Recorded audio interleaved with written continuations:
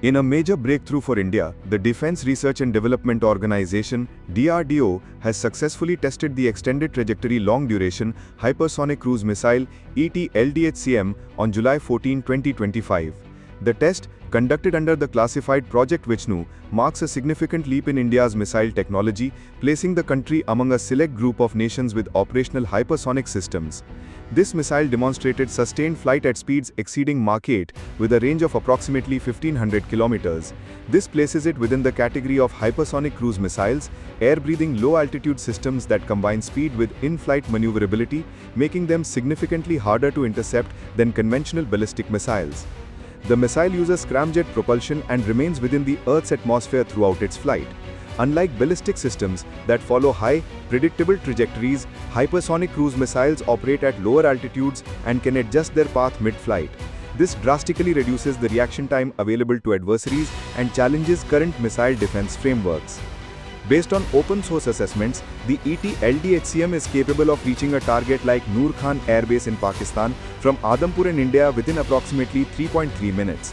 Such flight time has implications not only for tactical calculations but also for national command and control structures that rely on early warning and sequential decision-making. Project Vishnu, under which the ET-LDHCM was developed, represents India's effort to indigenize advanced strike technologies in response to regional security developments.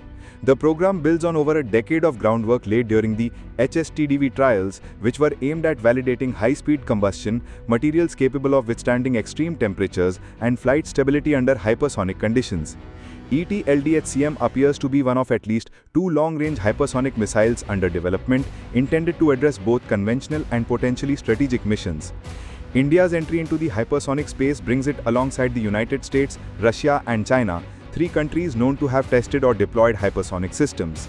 Russia's Avangard and Kinzhal, the US Air Force's ARW, and China's DF-17 and DF-ZF have each demonstrated different approaches to hypersonic delivery.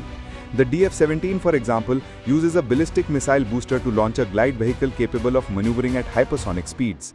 It is believed to have a range between 1000 and 1200 kilometers. The ET-LDHCM differs in that it uses an air-breathing propulsion system, likely offering better trajectory flexibility at the cost of more complex engineering challenges. In comparison, Pakistan does not have a hypersonic weapons program of its own, nor has it demonstrated testing activity in this domain.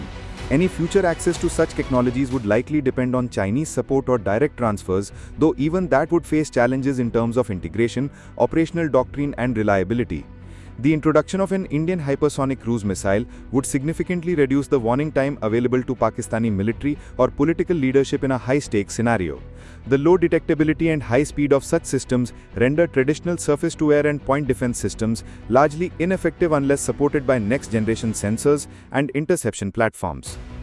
India's test also occurred in a broader strategic context. Days earlier, China showcased the GDF-600, a new hypersonic glide vehicle system, highlighting an ongoing regional competition in emerging missile technology. However, while China tends to publicize its tests, India's approach remains more reserved, often revealed only through NOTAMs, airspace advisories, or post-test confirmations. This pattern suggests an emphasis on capability development over signaling. Globally, the ET-LDHCM adds to the growing inventory of hypersonic weapons that are not yet governed by arms control treaties. Most existing frameworks, including those addressing ballistic missiles, do not account for air-breathing hypersonic systems or maneuverable glide vehicles. As such systems proliferate, they are likely to prompt revisions to existing doctrines on deterrence, escalation control, and strategic stability. While further trials and refinements are expected before induction, the ET-LDHCM test demonstrates that India has moved from experimental validation to prototype deployment of hypersonic cruise technology. The focus now will likely shift to platform integration, production scalability, and doctrinal alignment.